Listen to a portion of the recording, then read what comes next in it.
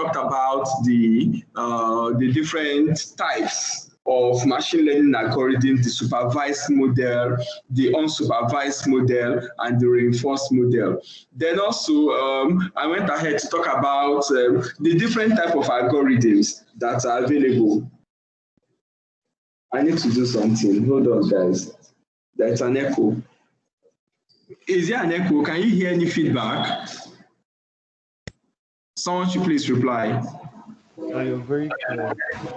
I'm very clear. Thank you so very much. Okay, thank you. So I took you through the different types of machine learning algorithm, and I told you that those are what I just displayed to you last week is just like a subset. Let me see if I have that training material on this PC.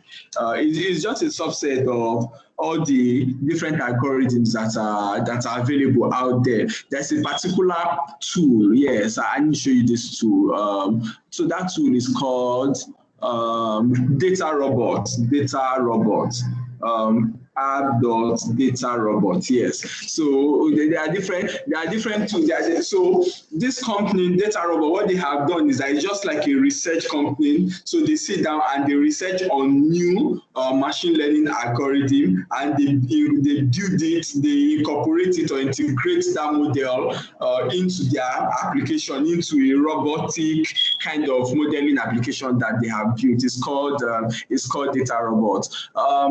So this is a slide. So I talked about whether it is supervised, unsupervised reinforced model. I talk about whether it is linear regression, logistic regression. Regression problem most of the time is when you want to predict a problem. So you have linear regression, exponential regression, logarithmic regression, a quadratic regression, and so on and so forth. So most times when you are doing regression, you are trying to predict a number or you are trying to predict a date.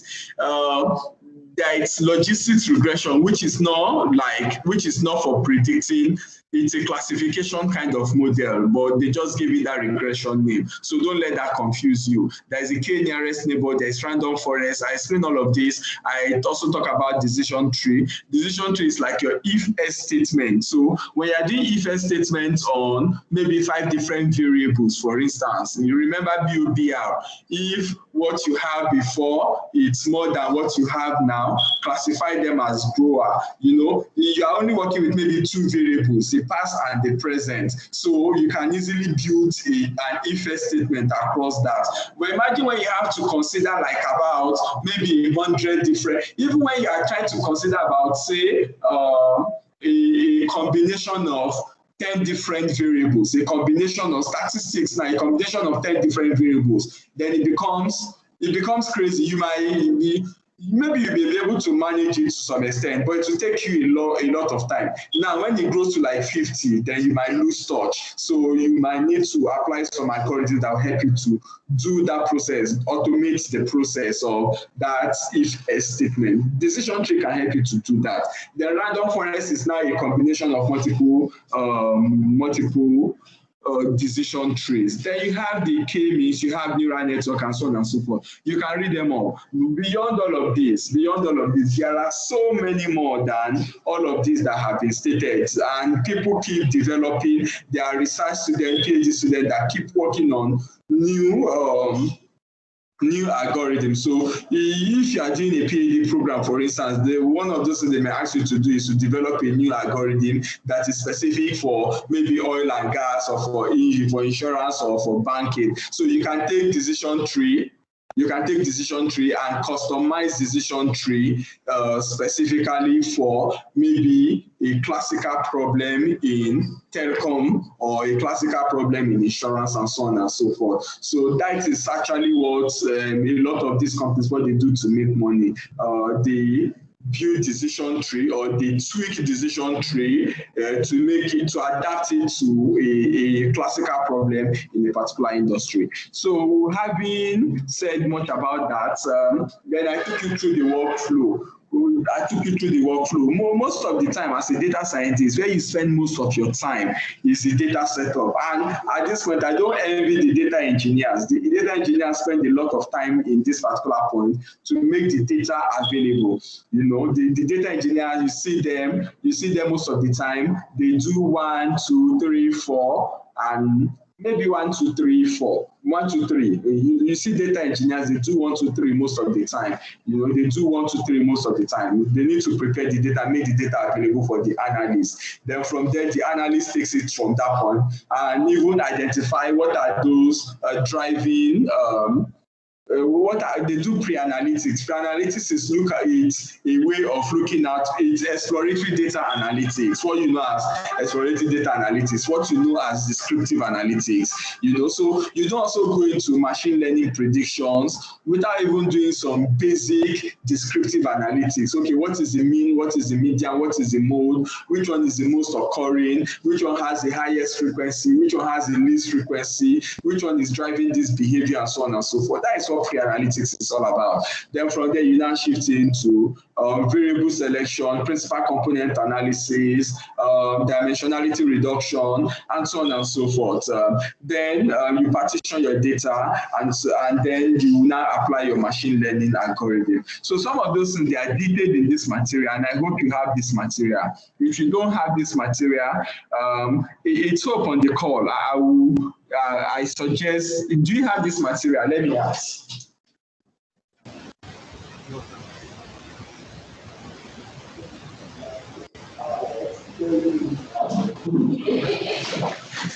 Hello, can you hear me?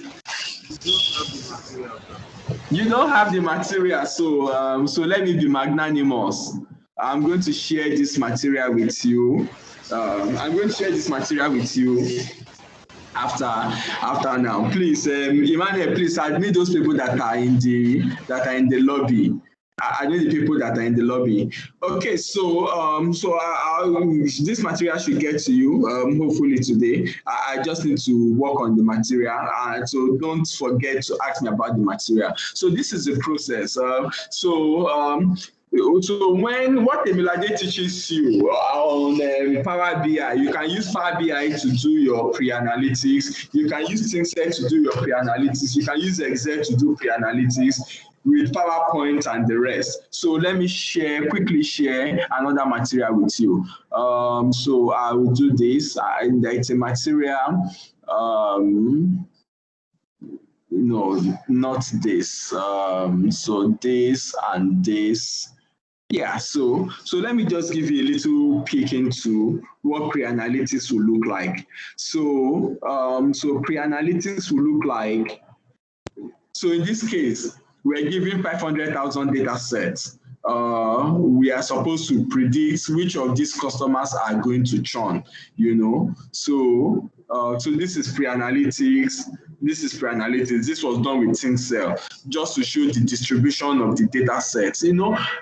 So if you are talking to, let's say, First Bank MD or an executive director in GT Bank, they are not going to understand decision tree or random forest. Actually, what they will understand is what makes sense to them. What they can understand will be the exploratory data analytics. So what is the distribution of the data set?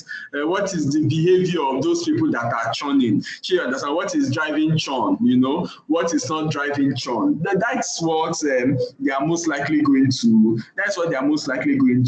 understand, more than you telling them that what's it called now?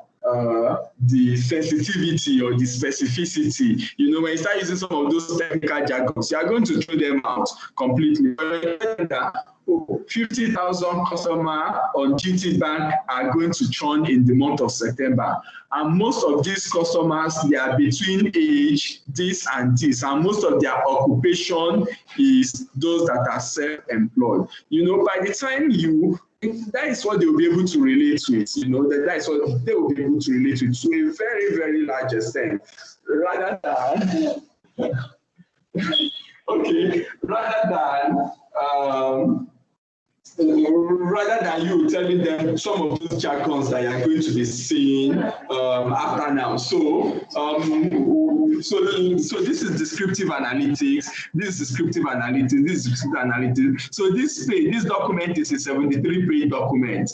You know, real life data from an Indian bank. This is a project we did far back as 2018 or thereabout. You know, you can see that 2018, this is 2018 project. You can see we spend a lot of time doing exploratory analytics. A lot of time, so you see, this is because this is what they can relate to. Then from page 39, from page 40, from almost half of the page, we now started predictive modeling. So I'm going to share this with you. What happened? The page rotated. I just hope it does not come to you rotated. So share, how do they share this? So I'll share this with you.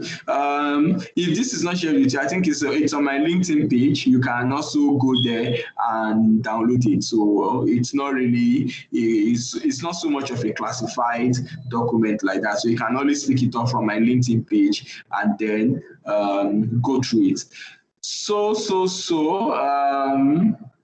I don't know how to share.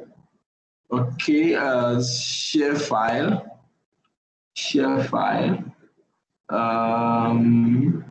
email, yes, email, next. So this has gone to Emmanuel, and Emmanuel is going to share this with you. That is part 1. Then part 2 is, let's come back to now predictive modeling. So here it's a predictive modeling part. So yeah, let's come to 9 and my material. So we went through all of this, went through all of this. Okay, great. So this is the NIME environment. So how do you launch NIME? I showed you how to launch NIME the last time. So it takes time to launch. So I don't want to really spend a whole lot of time trying to launch it all over. So if you have downloaded it, it's very easy to launch. So NIME also comes with a lot of examples. I must confess to you, I didn't sit in any classroom for anybody to teach me NIME. And I also shared that experience with you. We had to do a project with MTN. And MTN said that Octave Analytics, we have acquired SaaS license for the past 3 years. Our license is about to expire. We have not used it before.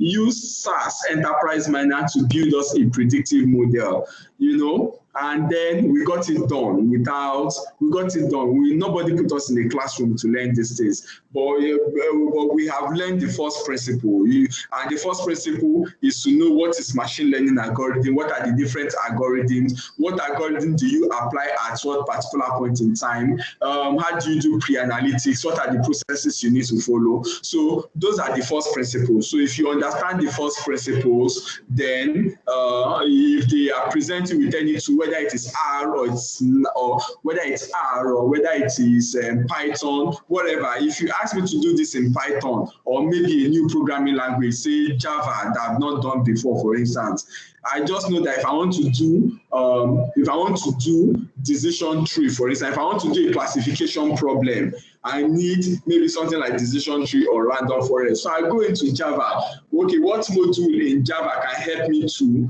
do random forest? How do I connect it to my data source? I connect the module to my data source, and then I partition the data, then I run my model. It's very, very simple. And the way NIME has done it is that NIME has like an archive, like a huge archive of different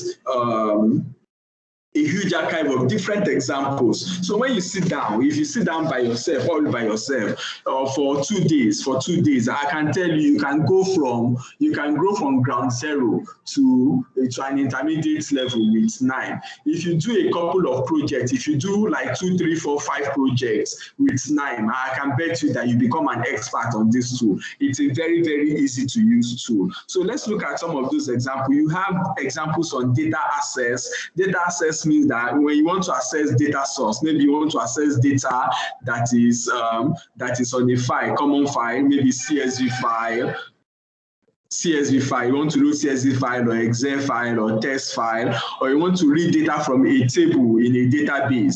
You have examples on data access. You have example on different databases, okay, even for data access, if you want to read data from Google Sheet, you want to read data from Excel file, even from multiple Google Sheets, you can easily do that. For databases, if you want to access different databases, maybe a JSON file or Google BigQuery or Teradata or Oracle database or Microsoft Access or SQL Server or Oracle database, whatever it is, there are examples there, and there are what's it called now? Help. There are help environments where you can also pick up a few things there. Then also when it comes to data generation, so at times we work on a project where we have to generate dummy data. There are cases where we have to generate dummy data, or you want to go and pick random data from some sources. You also have those examples. So sometimes people want to do project and they are looking for data to do that project. This can help you to do that. There are structured data sets, maybe JSON files, not necessarily in Excel format, not necessarily in a table, in an Oracle or in a database table, but it's structured in some ways. So you have those examples. If you want to connect to a REST API, if you want to connect to a web service, to an API to be picking data remotely, maybe a CRM application or a Google API application, you have those examples there. And so on, if it's a weblog, audio file, GitHub, anywhere you want to pick the data from, you have those examples there. If you want to do basic data manipulation, if you want to do data manipulation like data filtering, aggregation, you want to sum up things together, or filter, you want to select a subset from an existing data set, not everything. You want to join data, you want to do concatenation, you want to do transformation, you want to transform a date into an age, and the age, you want to transform it into maybe different age bands. You can do those transformations there. You can do date manipulation and so on and so forth. So it can help you to do that. It also comes with tools for visualization. They are not very robust like that. They are not super robust, but they have components that you can use to do data manipulation. And with this, you can do some very fantastic dynamic manipulations. If you want to do geocoding, you take a geocode, longitude and latitude, and translate it into a coordinate, a position, an X and Y position on a map. Yes, you can do that with K9. So you can imagine how robust this particular tool is. But what we are going to be focusing on this morning will be, how do you build a predictive model? How do I build a predictive model? I've sent Emmanuel a particular model that we built with a 500,000 data set. Access to that data. So in that document, you have access to that 500,000 data set, and online you have access to 9. So you can download the data and also download the tool and build your own model and see whether you can really do it all by yourself with minimal support from external force. Now, so what is the problem we have at hand? The problem we have at hand is we want to build a model that will predict whether customers will behave in a particular way, whether they will go left or they will go right, whether they will recharge or not recharge, whether they will buy or not buy.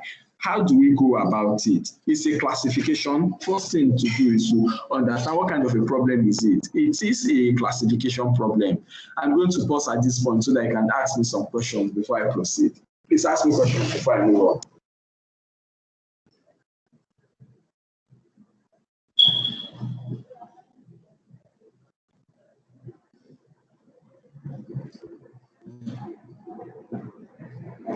Is it that there's no question?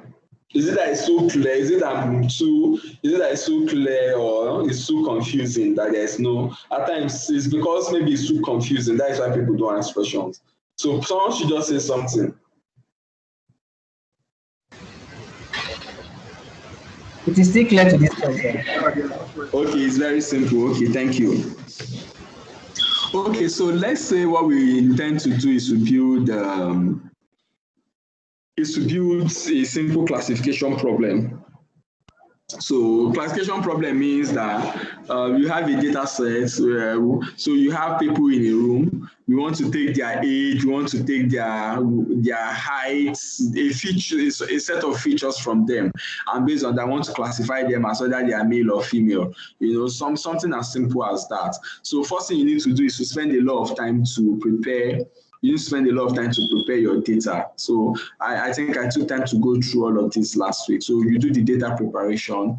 And so in this case, so for this particular example, the data is already prepared. This data is called short-to data for this example. So what I did was I downloaded K9 on my PC. I am going to example under classification problem. So there are different type of problems. There is clustering problem, there's classification problem, there's regression problem, there is time series problem, and yeah, so those are the basic general classifications of different problems. There are also maybe scoring problem, there's optimization problem, there is like deep learning kind of problems too. And this particular functionality, this tool has the functionalities for even executing deep learning algorithms on a set of data sets. So having said that, yeah, give me 1 minute. Give me just 1 minute.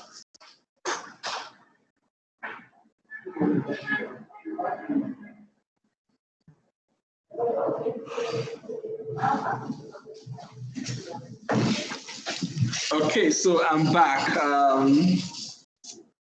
Execute. So let's execute and see what is in that data set. Configure. No. Read table. So let's read what is in the data set. So this is what's in the data set. There are columns, column 1 to column 9, and there is row ID. I don't like this data set. I don't like it. So let me look for another data set. Excel training, churn data. Yes. So let's look at what's in this.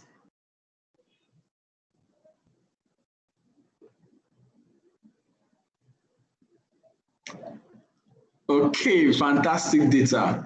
Okay, so let's look at this. This is, okay, look at this. So a few things. I'll highlight this. I'll highlight this. So look at this set of phone numbers.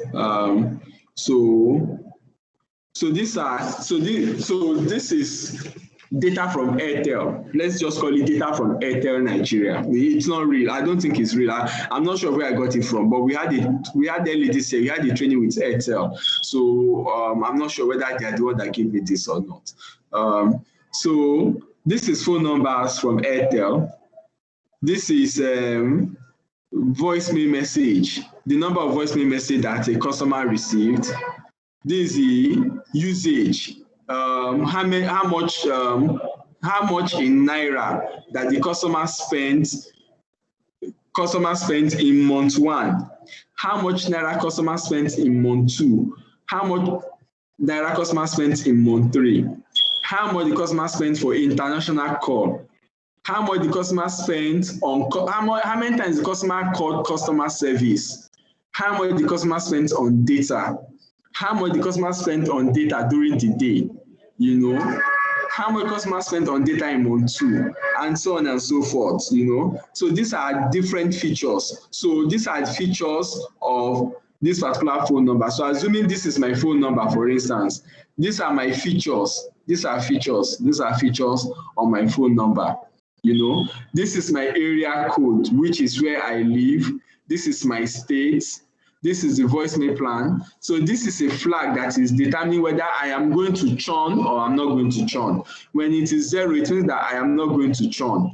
When it is 1, it means I'm going to churn. So quickly, I'm going to share this again with you. I'm going to share this with you. Emmanuel, yeah. So this is telco sample data. I've sent this again to Emmanuel. Okay, so so I want to use this data set to build my. I want to use this data set to build my model. Let me look at this other one. Yes.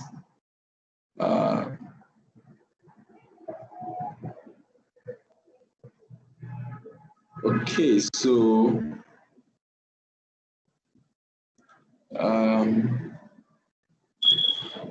okay, so I have chump prediction data.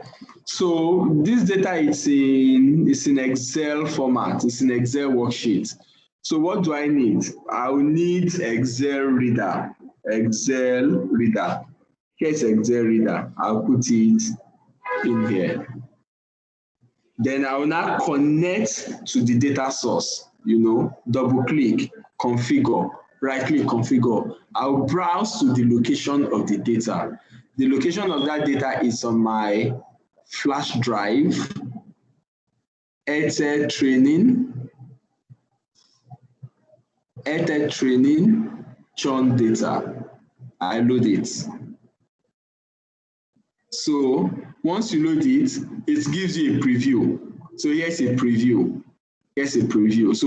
So at this preview, you can see automatically it created row IDs and it created column IDs because I've not specified a few of those parameters.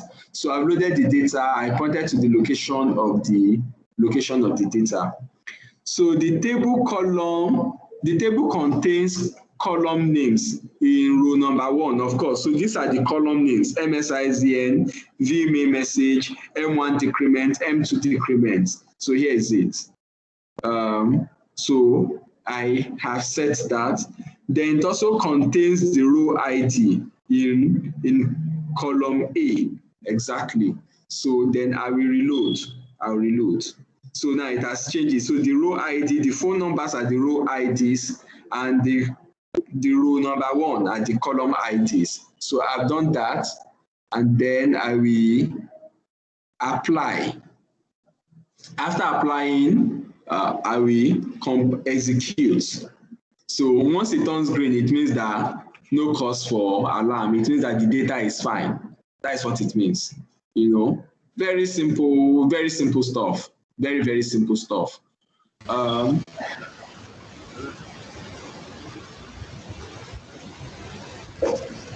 on. You want to ask me a question? Ask me. Your voice is not clear. Oh. I can hear you, but not clearly. I'm trying to follow up. Okay, can you hear me, sir? 2 people are speaking. I can only hear 1 person. Okay. No, I was trying to follow. I was trying to follow up what you're doing now, sir. And I just opened my NIM and I wanted to know where you quit. No. You cannot follow me. You cannot follow me. Just watch.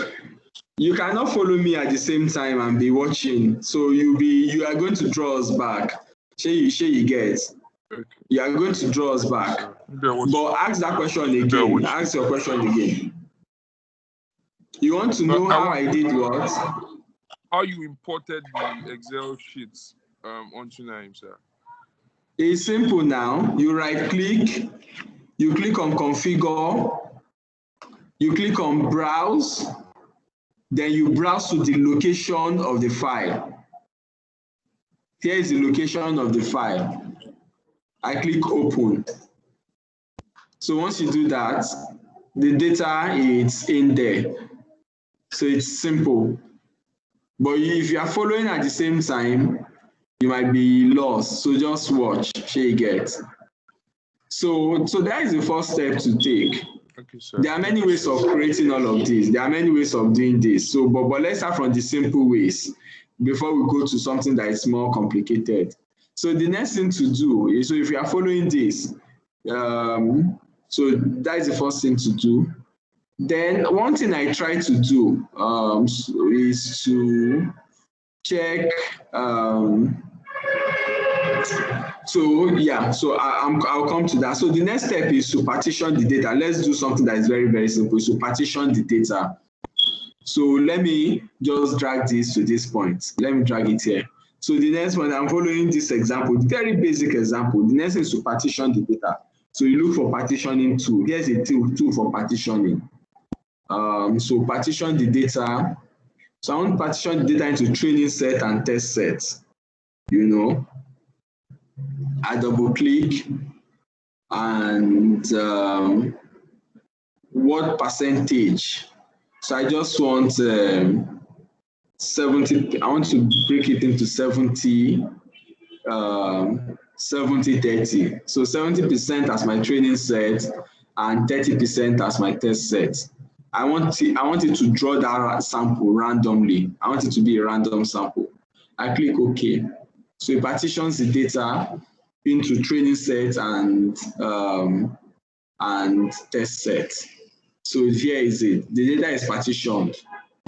It's like too simple. It's like too simple. But before I proceed, I want to do something. So let me show you. Let me go back to that Excel sheet. So if you come to this Excel sheet, if you look at my churn is having ones and zeros. So 1 and 0, yeah, my churn is having 1 and 0. So it's going to treat it as number. So if you want to do this, it's going to try to predict it as a number, as a classification problem. No, as a regression problem, because it's seeing churn as number. But churn should be like a classifier, should be maybe yes or no, is it will churn or not churn. So 2 things I can do. I can use 9 to convert this number into a string. I can use 9 to convert this number to a string, and I can also do an if statement. Churn x. I can use a classifier equal to if control A. If this is equal to 0, then make it not churn. But if it's equal to otherwise, make it churn. So I can just do this. And so I have this. I Control C.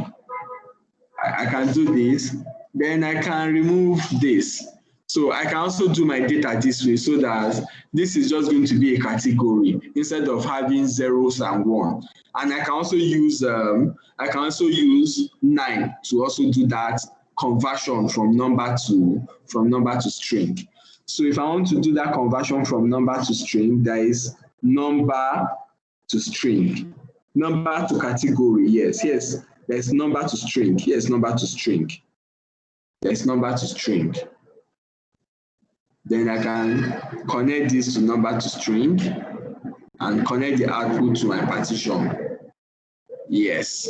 So now what number do I want to convert to string? I will remove everything, and anywhere I see churn, because churn is integer. Churn is showing integer. Yeah, I want to convert it to string. So it's only churn I want to convert to string, and I will apply. So when I execute, it converts churn to string for me. Then this goes to my partition. I'm partitioning this into 70-30. I'm using random sampling. There are different ways of sampling. There are different ways of doing this selection. You can do from top down. Top down means that, okay, I'll pick the first 70, then the next 30.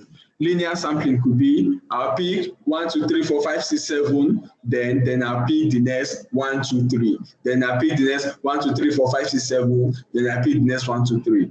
Then you have random sampling that picks it anyhow. It just picks it anyhow, random sampling. Then you have stratified sampling, which uses some kind of statistical algorithm and statistical formula to do the selection.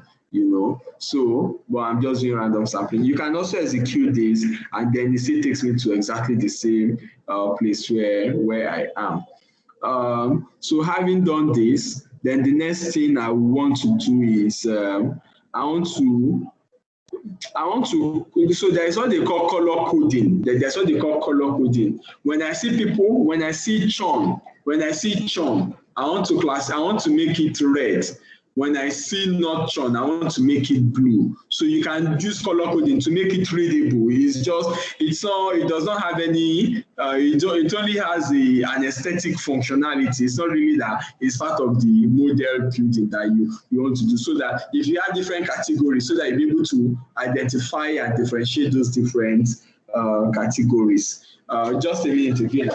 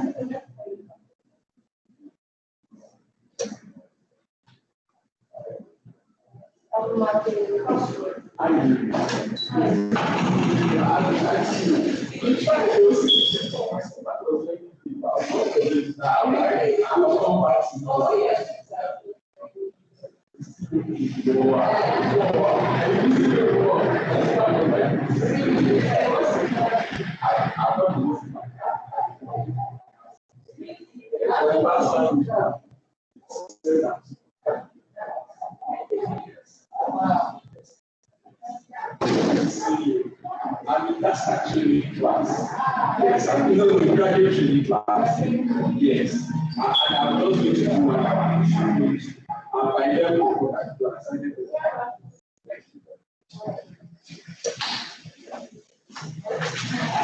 I'm back. Yes. So, is it interesting? Is it boring? Where it's Tamuna? Tamuna, is it boring? No, sir. No, sir. Okay. Who else? Adetoro, is it boring?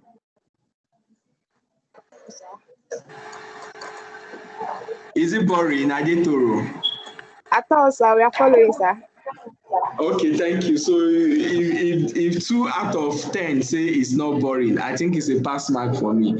Okay, so you partition the data. So how you partition the data? So let me tell you the rationale behind partitioning the data. Why you have to partition data is that it's simple. So I want to build a model. I need to build a model, and I need to build a model. So So I have a population, I have a data set. I'll split that data set into 2 different groups. I'll use one group to build the model. That is the training set.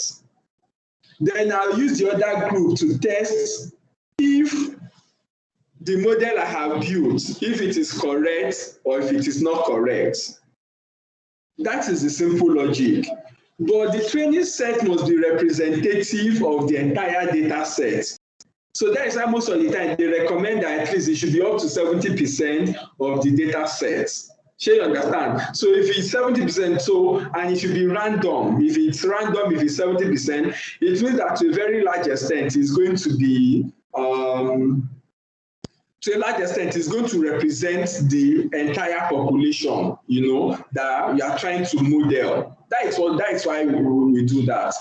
Okay, so now I'm going to just bring color manager just to do some color coding. And I will explain what that does, color manager.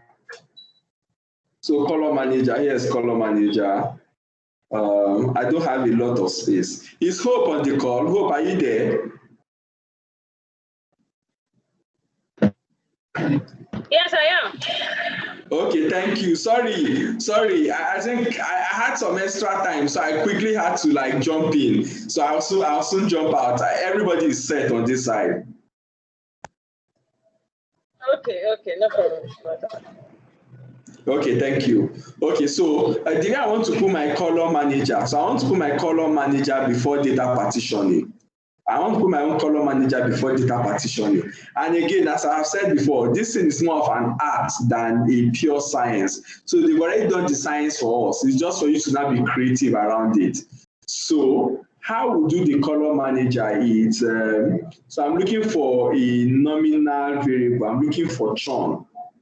Where is churn? Here is churn.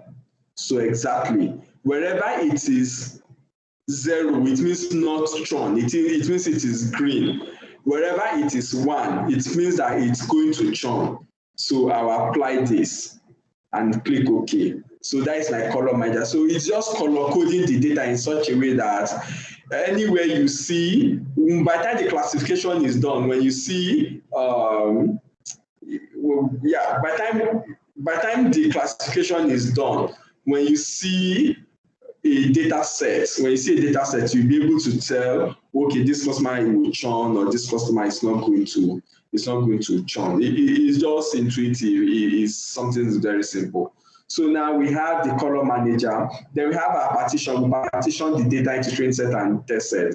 Now what I want to do, I want to train the data. The next thing I want to do now is to train the data. What I want to use to train the data is decision tree algorithm. So I will take decision tree learner. I want to learn the data. Decision tree learner. I want to learn the data. I want to train the data.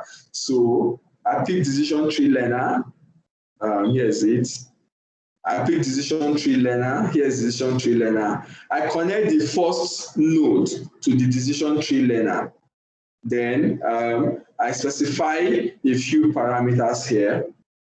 So what is the class that I want to predict? What I want to predict is actually churn. So what I want to predict is churn. A few things. I don't want to go into some details so that I'll not waste your time. Quality measure. How do you measure quality? Is it that Gini ratio or Gini index? Gain ratio or Gini index? But please read up on those stuff. No pruning. I don't want the pruning method will be no pruning of the tree. And reduce error in pruning, number of records per node 2, the number of records to store for view, maximum of 10,000. These are simple stuff. So by the time he builds that, let me run through this. I'll run through this. But after running through this, whatever, then I'll come back to explain some of the choices that I've made in this place. And so I'll just click OK for now. I just click OK. I'll come back to explain some of the things I've done there. So now it has learned. So what it does is that it applies that algorithm on the 70% of the data to learn the distribution that determines whether a customer is 0 or whether a customer is 1. That is what it has done. So that is what decision tree learner has done. Then we'll now use decision tree predictor. There's not decision tree predictor.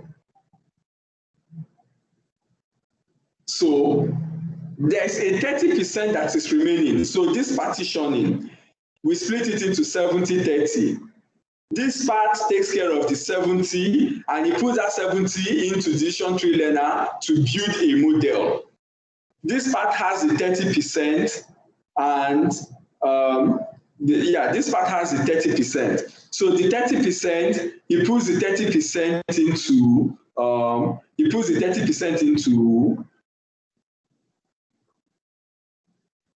yes, okay. So this is the 30%. This is the 30% that I want to use to test the test set. We want to use it to test the accuracy of the model that the decision tree has built.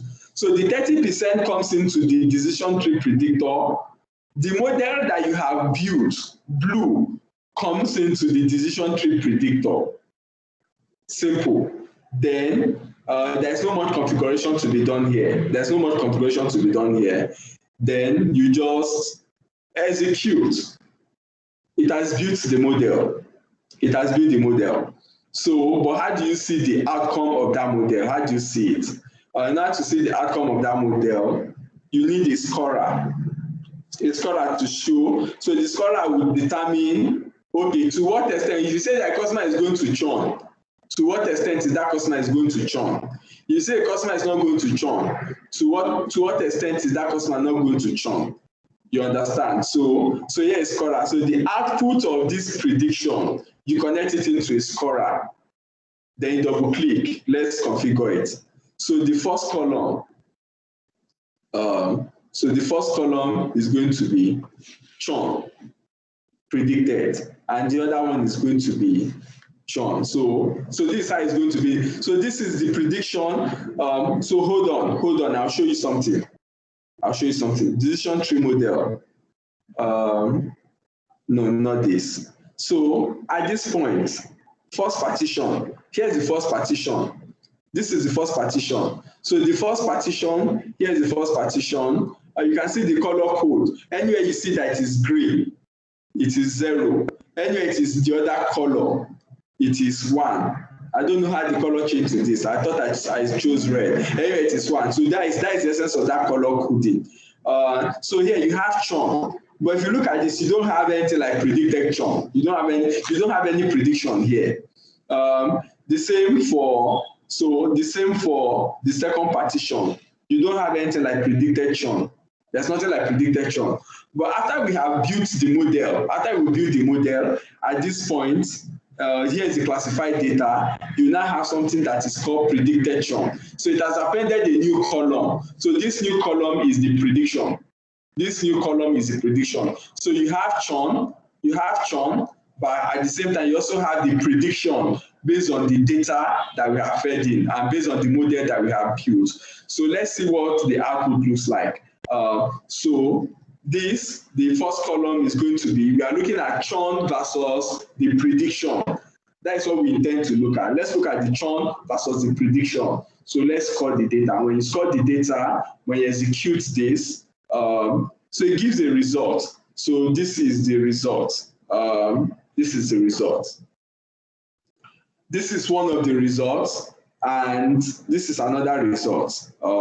Statistics accuracy. So let me explain some of these things to you. So what is the accuracy of this model? The accuracy of this model is 89.5%. So the accuracy of this model is 89.5.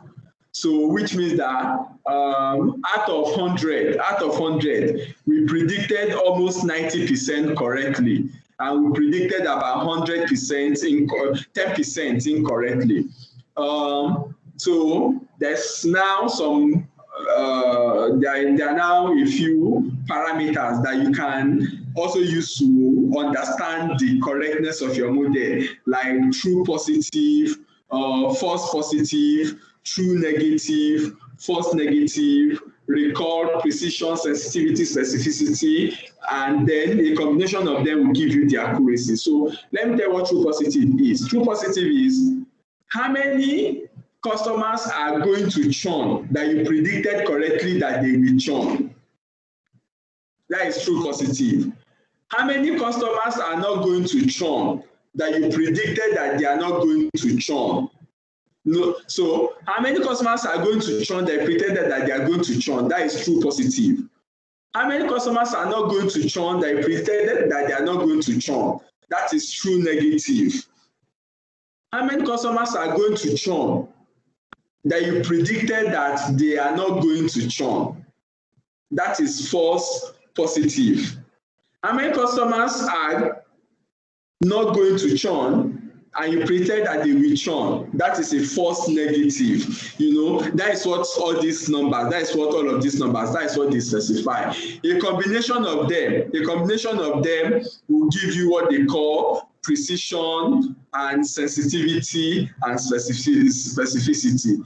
I think some of those things, they are highlighted in the documents that I'm going to share with you in this document. So they are highlighted in this document. I'm going to share them with you. So the stories are there. So when you have done this, what you have simply done is that we have built a churn prediction model based on that code data. That's what we have done. So if you want to run a campaign, so what is the next thing that you are going to do with this? You may want to run a campaign. You want to send SMS out. You want to give bonus. You want to give offer. You want to give stuff, etc., etc. So it is this output that you need. This customer is a very valuable customer. I cannot afford to allow this customer to churn. So let me call this customer. Let customer care call this customer. Let customer care give this customer some kind of incentive so that the customer does not churn. So what you now do later on will be based on the decision that this algorithm has helped you to take.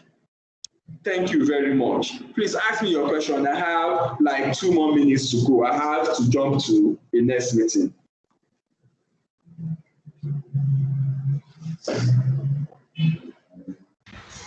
Yeah, thank you very much, sir, for the chance. This is Sunday. I have two questions, sir. Please go on.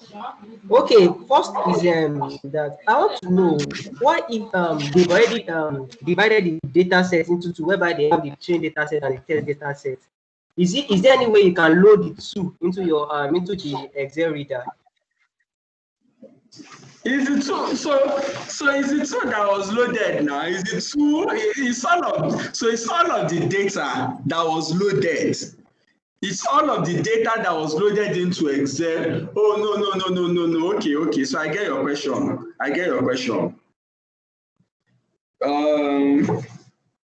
So I Like all get your these question. like all these Zinc I get data set that they have already. Yeah, so no. You cannot load everything. So when you load everything, so in those hackathons, why you cannot load everything is that they ask you to prediction.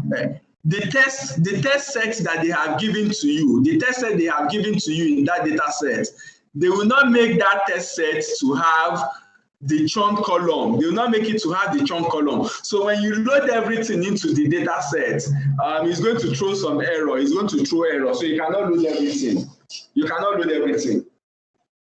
I wish I have time to explain that better than I have just done, but you cannot load everything because you cannot build a model. So let's say you load, so if I'm going to, let's look at this data set for instance now. So if I want to give you a hackathon, if I want to give you an assignment for instance now, I can ask you to build a model. So what I'm going to ask you to do, I will ask you to build a model. I'll now cut one part. I may cut this part of the data and specify this part of the data as your, I can specify this part of the data as your test set, for instance. And then I'll remove all of this. This part. I'll remove all of this, and say, and I'll remove all of it. Give you everything from this point and above as your training set. Give you everything from this point and below as your test set. And then ask you to go and build a model for me and test the accuracy of your model. Now, if you combine the two, these columns are going to be missing for those test sets. So it's not going to be, you are not going to be able to build a model properly with that. So what you do is that leave that test set, just leave it aside. This set, the set that they gave to you as the training set, is what you use to build your model. It's everything that you load into the data. Then is that you now partition again into your own training set and your own test set, not the test sets they have given to you for that competition. So in order to be able to make it easy, some people don't call it test set, some people call it validation set. They call it validation set. So you have training set, you have validation set, then you now have test set. So the one from your competition is your test set. The second partition you have created here is called validation set. You are using it to validate the model that you have built. Sure you understand. So more or less, the function of this data set that is here is just for validation of the data that you have built. It's not really like maybe it's that test set per se. I don't know if that is clear. Thank you very much, sir. The other question I want to ask is that is this 9 more for supervised learning? It's for no. It's no. Look, clustering here is clustering. Look at clustering here. Clustering is unsupervised. K means medioids. These two algorithms. They are unsupervised. K means they are unsupervised. So it's not just for supervised. It's for unsupervised. It's for deep learning. It's for neural network. Everything is there. Thank you, sir. Thank you, sir.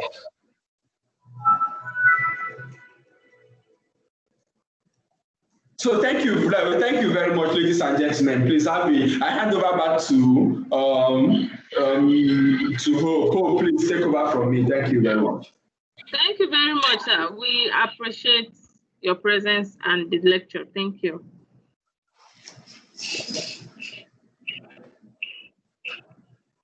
Okay. Good afternoon. Good morning, everybody.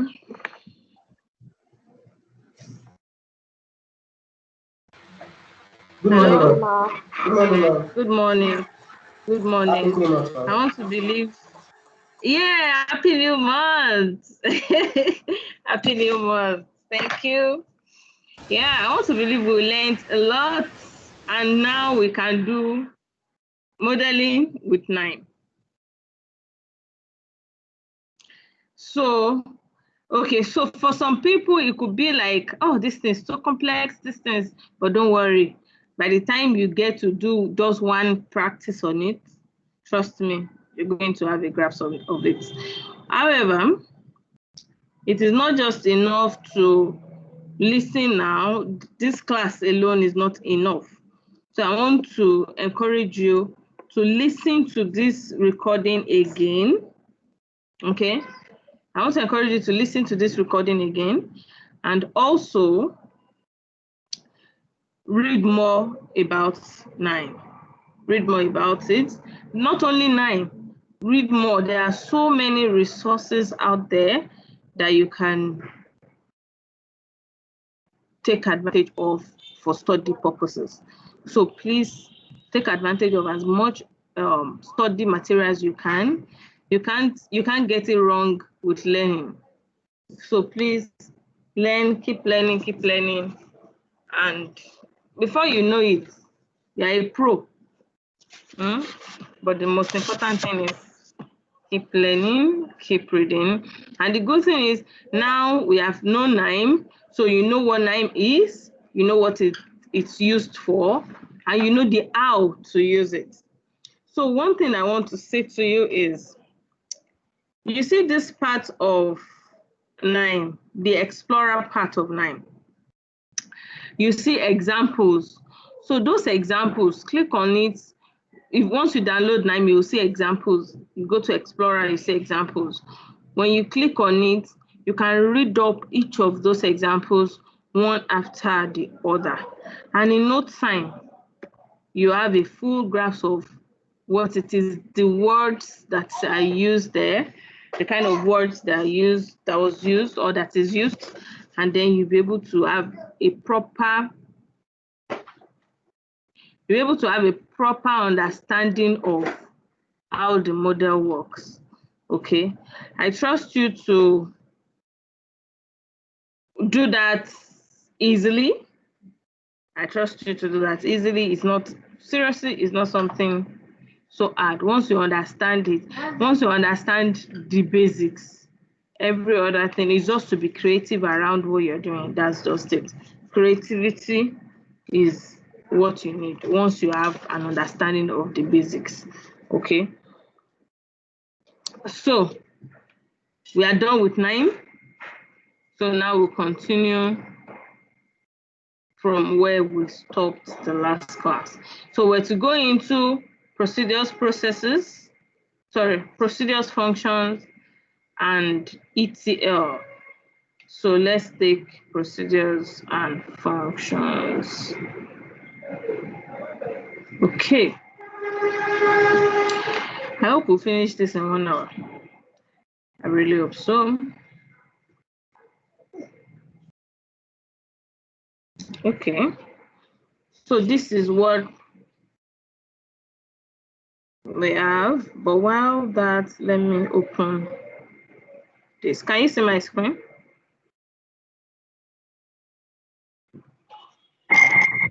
Hello?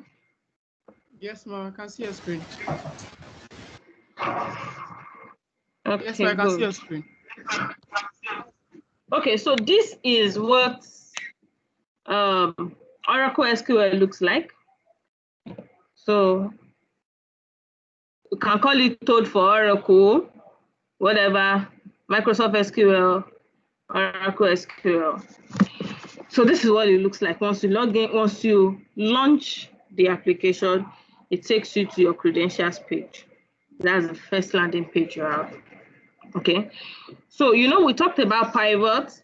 We talked about decode functions. And I made mention that there are versions of SQL, SQL that it works with. Okay. So this is Oracle 11. So this is version 11.5. Okay, can you see the version up here? I don't know if you can see it. So this is version 11.5. There's version 12.0. There's version, I think 12.5. There's 12.7. So all of these versions are compatible with almost any query you want to write, any type of function or anything you want to do using SQL. You can easily do it. So I have my credentials, my server credentials, then I connect. So the reason why we didn't use this from time is because for training purposes, the credentials are specific to the organization. So we can't use this for training purpose. That's why we use my SQL for training purpose. And I'm happy with your understanding of my SQL. So when you're using this, it's just little, like very, very little changes or very little thing. The same query you write, you can run it here, maybe just to change column and semicolon and all those kind of things, but it's similar, almost the same thing you use here, you use on MySQL as well. Okay. Can you see me?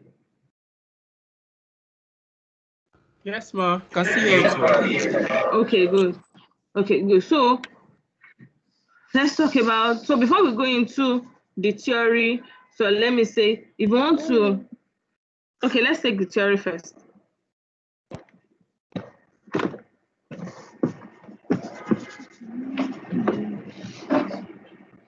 So let's take the theory first, but now you've seen what the Oracle SQL looks like. So when I say Oracle SQL, you have an idea of what it looks like. And if you go somewhere and they give you this Oracle SQL, you have an idea of what it looks like. So, but before we go into using it, let me take us through procedures and processes. So a procedure is a reusable unit that encapsulates the specific business logic of the application. SQL procedure is a group of SQL statement logic compiled and stored together to perform a specific task. Key features of SQL procedures. It's easy to implement, supports 3 types of parameters. It's reliable, it promotes reusability and maintainability. It is simple, and it returns a status value. So let me explain all these key features in using a simple terminology. Okay. What this means is, say you have a script, you've written your SQL query, you have your output, but this thing, you require it to be done every day. Okay. Okay, let's say, for example, you've written a script to get the customers that did a recharge yesterday. Okay, so you have, out of all the customers on your network, you need people that recharge on a daily basis. Okay, and that means by 12 midnight, the day is over. You know, the day is 12 to 11:59. So now, say you now want by this morning, you want the total number of customers that recharged yesterday, the amount they recharged, and probably their location as at the time of recharge, or the type of device they use at the time of recharge.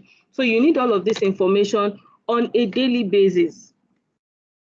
You know, you can actually, instead of running the script every day, okay, you've written the script, you have your output, but that means that if you need it on a daily basis, you'll be running the script every day to get output for yesterday. So today you run to get output for yesterday, tomorrow again you run to get output for today, and you do it like that every day. Instead of going through that stress of running the process every day, you can set up a procedure. You can create a procedure that will run the process automatically every day. And then all you need to do is wake up in the morning, check your output, and use your data.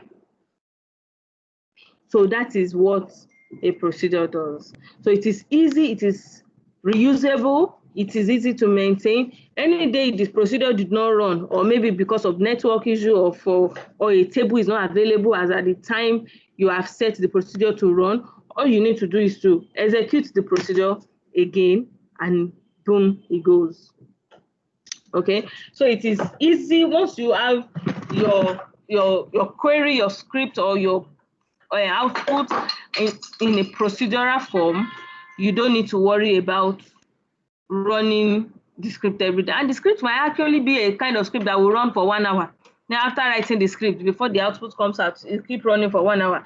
You don't want to waste 1 hour of your precious time every morning running a script that you can actually put in as a procedure and probably do a job scheduler to run every day.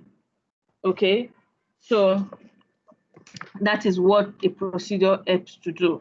So what are the basic parameters in writing a procedure? It's just about 6 lines you put and then you are done. So the first parameter is the in parameter. Then we have the out parameter, we have the in and out, we have the procedure name, we have the or replace, we have the is as, and then we have the code block. So the in is a default parameter which receives value from the calling program. The out is used for getting output from the subprograms.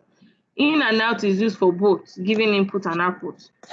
The procedure name is the specific name of the procedure, which should be unique to your procedure.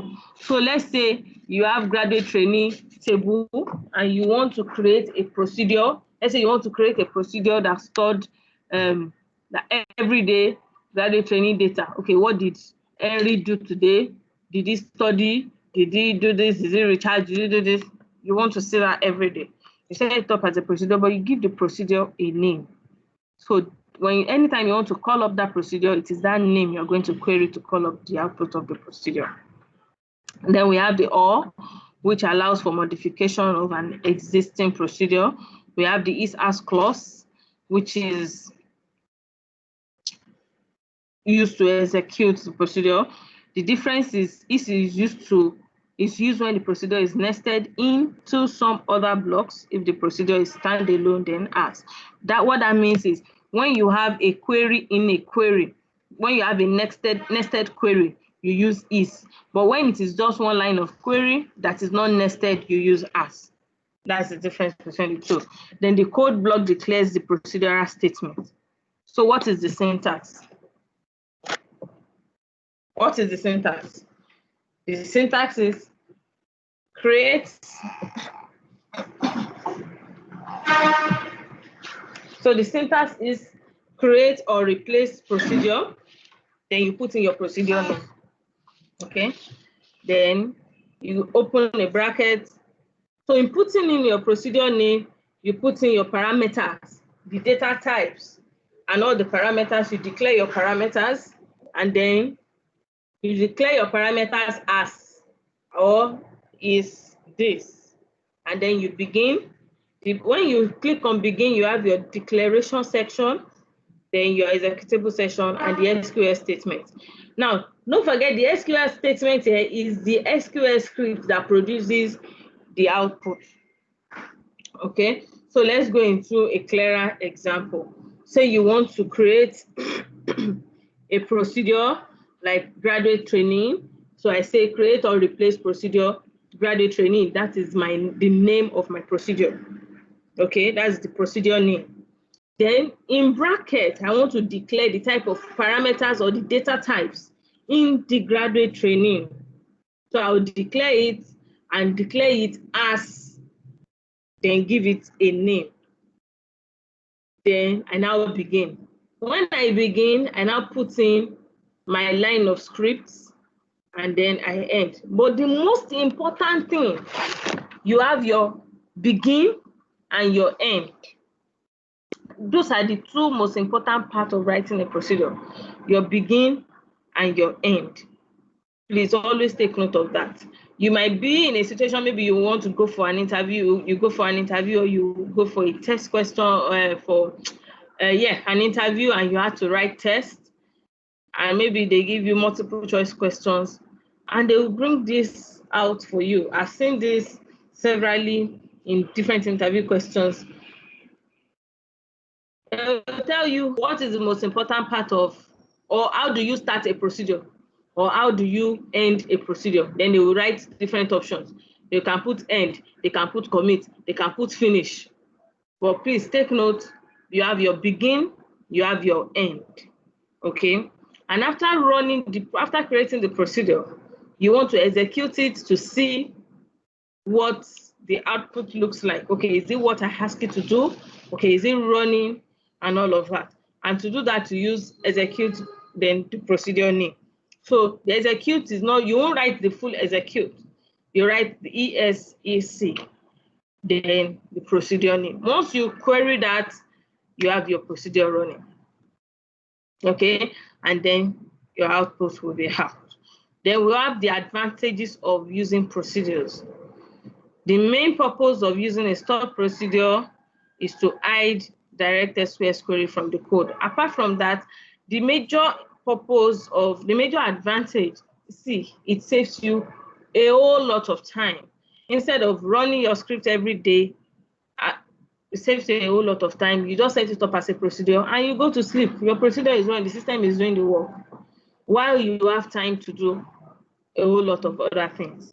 Okay, so it supports nested procedures. It enhances securities, since you can grant permission to the user for executing the store. It enables reusability of the code. It reduces the amount of information sent to the database, and then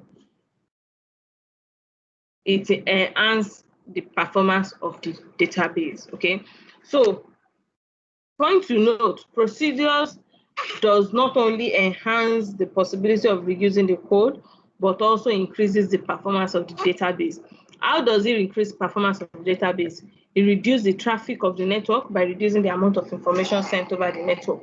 So this is it. Let me explain that part. Every day I want to run a script that gives me the total recharge of yesterday.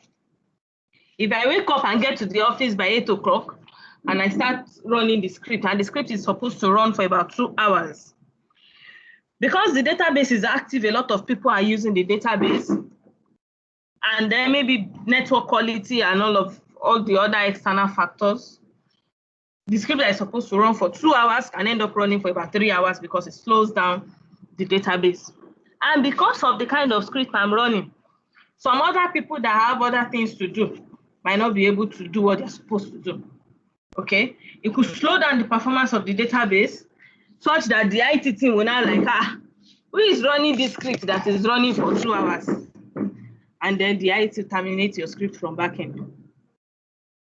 In some places where, okay, like on the project I am, when we run a script from the database that is taking too long, what they do is they terminate it and lock us out of the database. Then we have to start going back and forth, sending emails. Okay, we'll lock out. Then they'll come and say, you people run a script that is running for more than 1 hour. They are running script for 2 hours, running script for 3 hours. Okay, so but when that kind of script is stored in a procedure, is created in a procedure, it takes it one day at a time, and we are saved of the stress of having to face IT security challenge, optimizing the database and all of that. Okay, so it reduces traffic on the network and optimize performance of the database.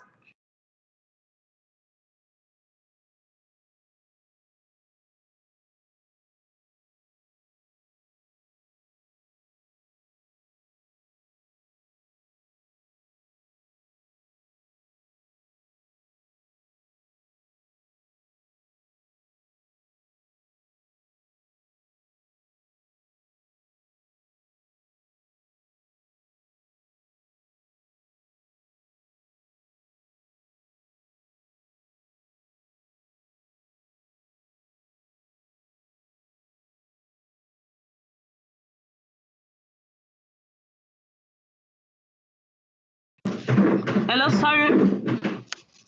sorry about that. Okay, so that is things to note about procedures. Then functions, we have functions. So the same way we have procedure is the same way we have function. Functions is the same way we create the procedures, is the same way we create a function in SQL. Don't forget we have functions that we have SQL functions. We've already talked about those ones. And then you can now create your own stored functions. Okay, you can create your own stored functions depending on what you want to do. So let's say you want let's say, for example, in your data set you have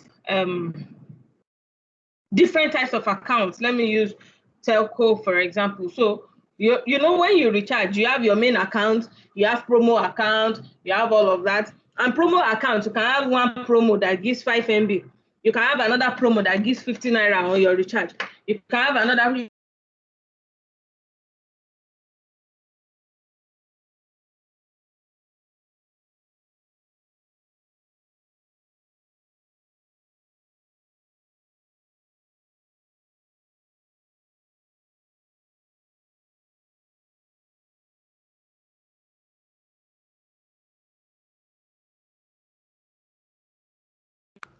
Sorry, am I the only one that can't hear anything again?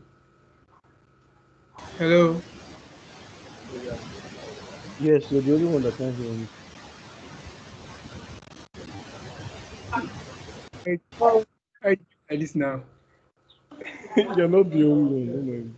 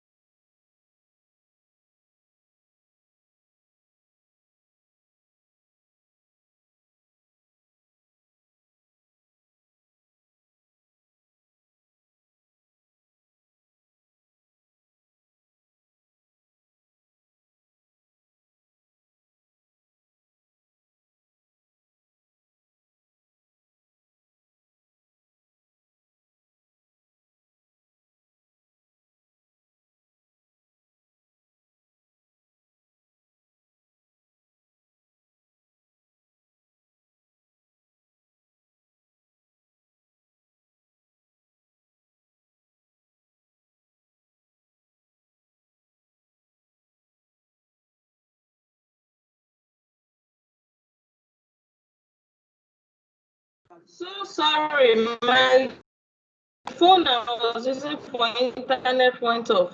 So sorry. So at what point did you stop hearing me? Hello? Just when you started creating functions on Oracle. Okay, thank you. Okay.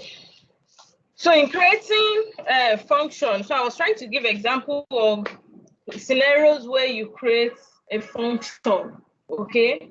So let's say you have on your phone, when you recharge, you get different bonuses, data bonus, voice bonus, minute bonus, SMS. So let's say you now have about 10 different, and each of these bonuses go into different accounts normally. Usually they go into different accounts. If you check your account balance, you can see maybe bonus 1, bonus 2. So they have different accounts created for each of these bonuses. So let's now say, for example, you have an account. You now want to, okay, and another thing is, let's say you now want to check, okay, these customers that recharge, how much was the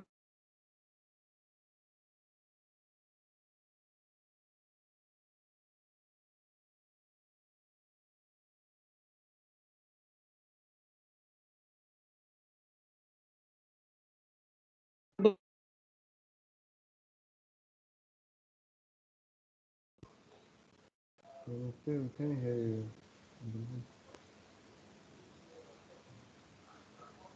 bonus it got? We can't hear you. Now,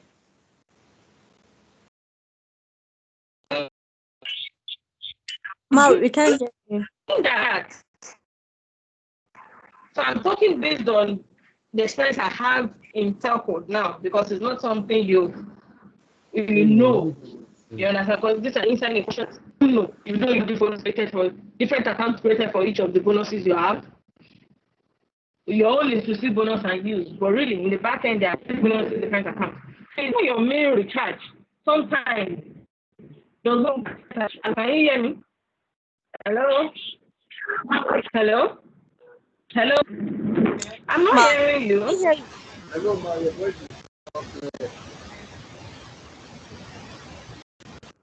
Okay. So I'm now. Can you hear me now? Yes, I think it's better a bit now. Okay, so sorry about that. So sorry for our network.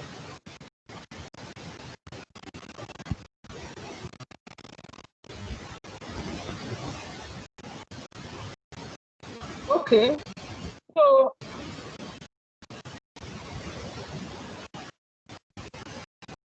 hello?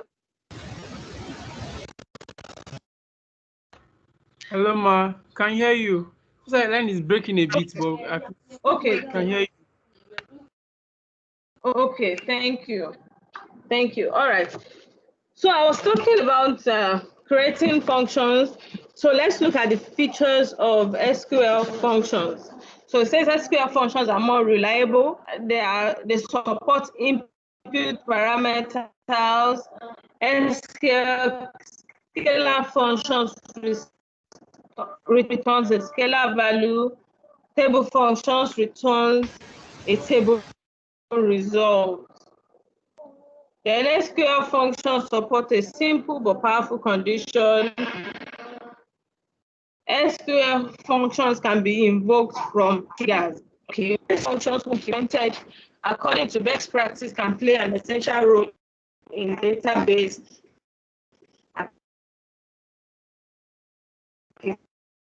architecture, database application design, and database systems. So SQL functions. How do you create an SQL function? How do you use an SQL function? But before we go into creating, you need to know what the SQL function, the kind of design is used. And it is not, there are different types of SQL functions you can actually create. So the same way we're creating procedures that we have is and ask, where we have the nested queries, and ask when we have a single line query. The same way we have inline functions and compiled functions. Inline functions is when you have a single line function, a single line query, and compiled function is your multiple line query. However, inline functions produce the best performance for the support some SQL languages. So the features when you want to design a function, the things you take note of your case state, your repeat statement, your dynamic SQL, that's your script, and you take into consideration your conditions. Okay. SQL functions that are declared in PLSQL modules are always compiled SQL. That is, you can have a nested query in your SQL function. So when you want to write a function that contains a nest, that means it has to be compatible with SQL PL, that is SQL programming language or PLSQL. Okay, PLSQL functions are always compiled. So let me show you what PLSQL is and all of that. So when you are on your Oracle system, if you are on SQL, if you look at where my cursor is, I have. Can't see your screen. Oh, I can't see your screen. oh, so sorry.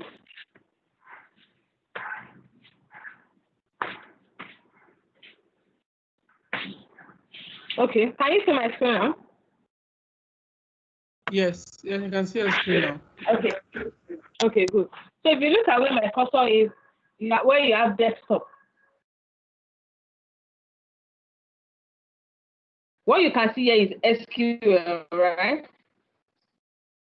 If you drop down, you see PLSQL.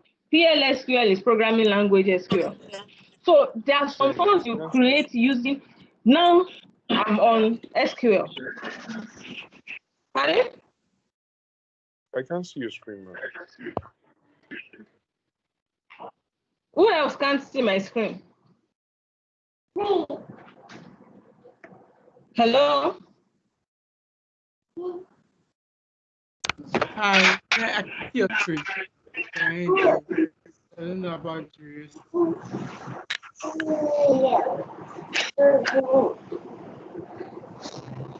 I cannot.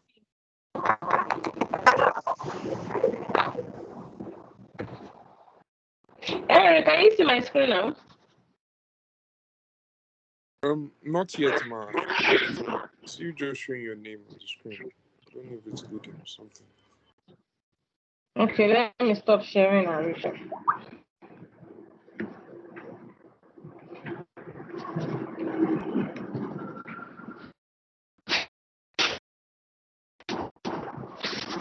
Hi, Bana.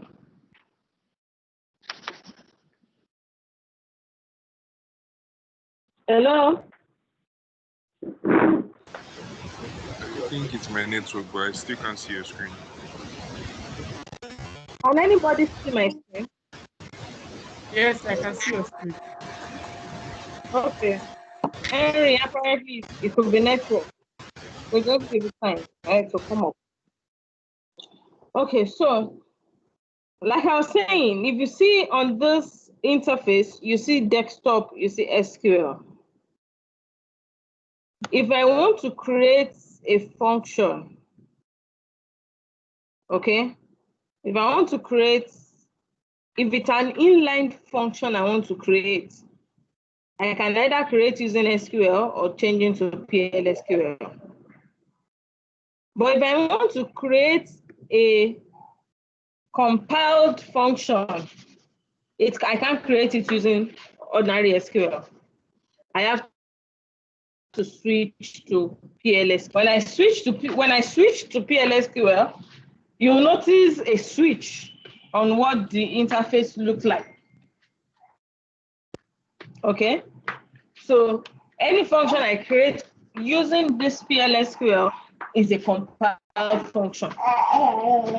Okay, I can either do a compiled function on PLSQL, but when I'm doing an inline function, I can't do it on PLSQL. So let's go back to our training document. Okay. So the syntax of the create function statement determines whether an SQL function is inlined or compiled. Okay. So it is your syntax, like I said, when you have a single line query, it is an inline SQL, but when you have a nested query, it is a compiled SQL. So let's look at the examples of what a function is and then how to create the function. I hope we can finish this today. Okay. So like I said before, there are two types of user-defined functions. We have the scalar functions, and then we have the table functions. Okay. The scalar functions are created when there is an identifiable benefits in encapsulating a piece of reusable logic so that it can be referenced within SQL statements in multiple applications. So how do you create a scalar function? So the same way you use create or replace in procedure is the same way you use create or replace or alter in creating a function. So in function, instead of having procedure name, you have your function name in SQL, in function. So you have your function name, you have create or replace, you have that. Then you have your function name. Then you have your parameter, you declare your parameters as a data type where you do in procedures. Then you have your begin and your end. Very, very important. When you're creating either a function or a procedure, your begin and your end are the very important things you need to take note of. So your begin and your end are the very important things you need to take note of. So let's look at the syntax definitions. We have the create function. So to create a function, you need to first specify the name of the function, like we have here, the function name. Then you have to specify a name and data type for each of the input parameters. So if you want to create a function that will select recharge card value, the account the recharge card entered into. Okay, the account type, like not the account on your phone, okay, the account created in the back end for that credit to enter into. So you want to create the account type, the recharge value. So you want a function that can do that every day. What do? You specify the name. After specifying the name of the function, you also specify the name and the data type of each of the parameters you want to. So you have account code or account name and all other parameters. You give it a name and then you specify the data type. Just the way it is when you are creating a table. You know, when you want to create a table, you give each columns a name and then you specify the data type for each column. Just that way you have it in here. Then you specify the return keyword and the data type of the scalar to return.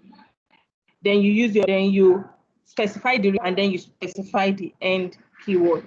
But begin, without the begin and the end statements, your query will not run. Your function will not run. So after creating the function, what do you also do? You execute to be sure you have an example function that was created.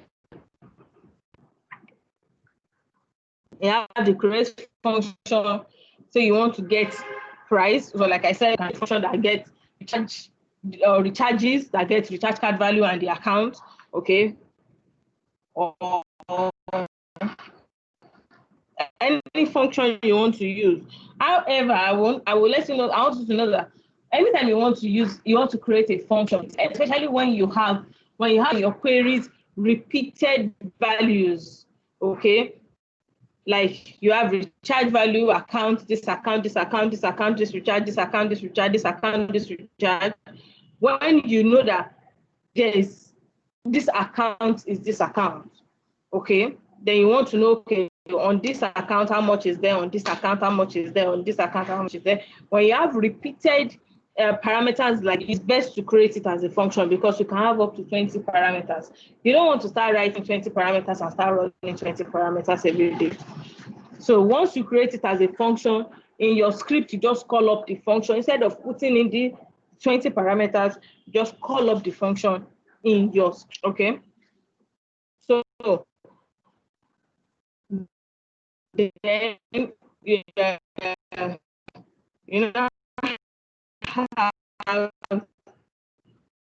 so this is an example. You have your create function, you have your, so this part is just the same way we declare parameters in creating a procedure.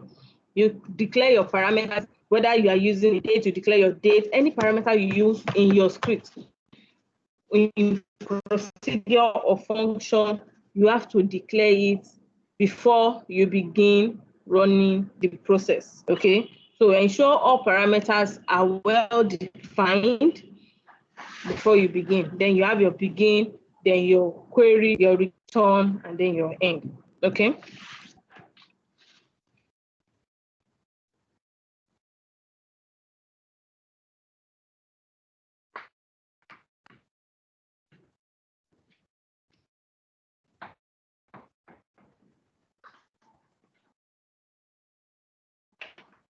Okay, so the function takes into two inputs. Okay, so that parameter, okay, like not just one put your scalar function to return single parameter. Okay, let me explain this script. So we say declare price in decimal 10.3. Okay, if vendor equals to vendor, set price to be this. If vendor equals to else, if vendor equals to vendor 2, then set price equals to this. And if. So when you use if, you have to end the if. When you use your and else inside the statement, you have to end the if. So I'm saying that if vendor 1 equals to vendor 1, so that means this table I'm using as vendor 1, vendor 2. So when vendor equals to vendor 2, give me this price, okay? And if return price. So what are you going to have there? The output you're going to have is the price. I don't know if you get it. Hello? Can anyone hear me? Yes.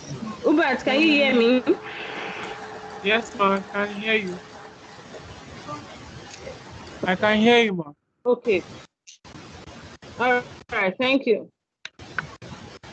Okay, so let's go to the table function. So the same way we have the create and replace.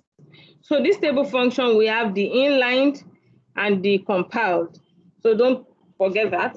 So the same way we have the create or the alter function, we have the function name, we have the parameters, we have the data types, which you have to declare all your parameters. We have the return table, we have the is, as. Don't forget, like I said, inline is a single line, you use as, okay? So you return table with this, as this, then you end it. So we also have the multi-statement, just the same way we have the. So the multi-statement table value is also the compiled function. Okay. So when you have that, we have this function where we have return table with this, then as this. For the inline table value, we have, if you take note, inline did not have begin because it is a single statement query. That is what makes the difference between the two.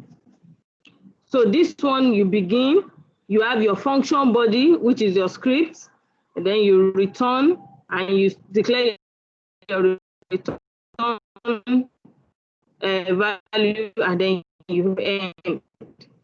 So let's look at the procedures, the definition of terms table. You create a name for your function, you specify the data type, then you specify the routine attributes, which is the routine attributes are your times that you declare. You declare your variables, your data types, and all the parameters you use in the function. Then you specify the begin keyword, which is this. If you look at this does not have a begin keyword, it goes straight to return table. So you specify your begin keyword, then your function body, the return clause, and then your head keyword. And after writing your function, what do? You execute the function to create the function. So I'm going to show you. Yeah. So let's come. Yeah. Can you still see my screen?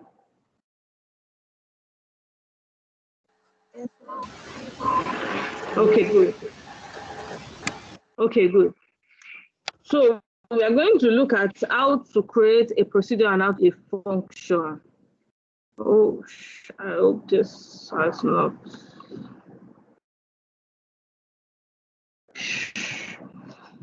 Okay, so that was because my network got disconnected.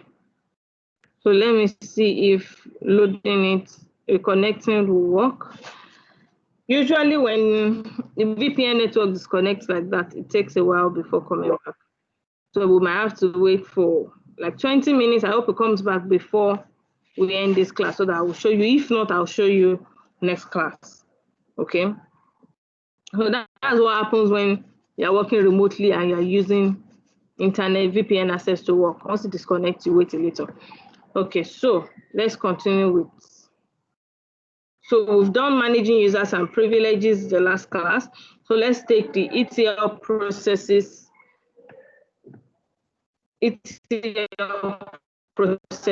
And then we end the class for today. Okay, so in layman term, ETL process in simple ETL, extract, transform, extracting, transforming, and loading process. That's just what ETL is. And that is the process you use in getting your data from the database. Okay. So when you hear ETL process, it's just a way of cleaning up your data. You have an unstructured data from Twitter data, or you have WhatsApp data, or you have data from one website. How do you clean up your data? How do you make your data become a structured data? Or in fact, you have a structured data, but in a database, in a cloud server. You don't want to go and be working directly in the cloud. You want to export it, and then you want to just clean up the data and put it in a place that is more convenient for you to work. That is what ETL process is. So let me give you an example. Before we go into details of ETL process, let me give you an example.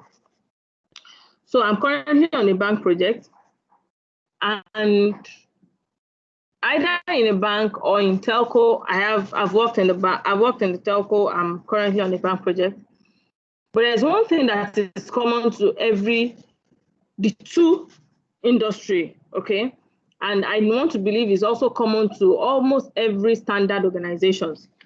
And what is that? There's a database that holds customers' activity real time. Like when you recharge your credit, when you recharge your phone now, there's a server or a database that holds that information of what you do right now. When you transfer money to somebody from your bank account, there's a database that holds that information of what you do right now. So your data is not lost. Nobody can come and tell you that, the money you recharged yesterday is not on the server. It's a lie. It's there. Maybe you have vision and somebody don't want to go through the stress, or maybe engineering or IT say, we cannot go and be checking. But when the issue gets to the issue, they will check it.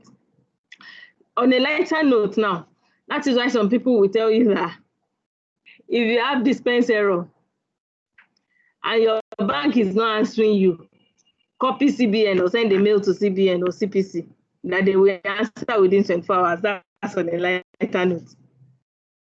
So the answer within 24 hours is because the truth is there's a server that holds that information, okay? But it takes extra effort to go and bring it out. However, a lot of people don't want to go through that stress. So it's not like your money is just there. You transfer money to somebody, the person did not see it, and it's just hanging. It doesn't work like that. or you recharge from your bank account, you recharge your phone from a bank account, and you didn't see the credit. The money did not disappear. It is somewhere. There's a database that holds the record. Okay? So the information is stored somewhere. As you are doing it real time, it is stored. The error response you got is stored somewhere. The only thing is that somebody somewhere only needs to go and check it and verify it. Sure you get. But because it is a live server, it is a live database, you cannot just tamper with it. You cannot just go and query a live server, except it is a situation where, oh, it has now become an emergency. That's when somebody will now go and start querying a live server. I don't know if you get it. So, how does ETL process now comes in this? Because they are live servers, they are very, very heavy servers. You can't just close your eyes and say, boom, you want to extract data from this server, boom. No. It can crash the server. And when it crashes the server, that's when you hear downtime. So for example, some commercial banks had in the last 1-2 months, about 2-3 had situations where customers cannot recharge, cannot query their account, cannot make deposits, cannot make transfers, cannot even check account balance. About 2-3 banks had that issue this past month. What happened? Their live server was tampered with, and it crashed the old database. And crashing the old database means that nothing can work. You understand? Nothing can work at that point in time. So imagine you have an emergency, you have money in your account, you want to make transfer because somebody, one IT person or one data analyst tampered with a live server that crashed the database. So that's one of the very sensitive things when doing ETL process. So let's go into what we have now. Before then, any question?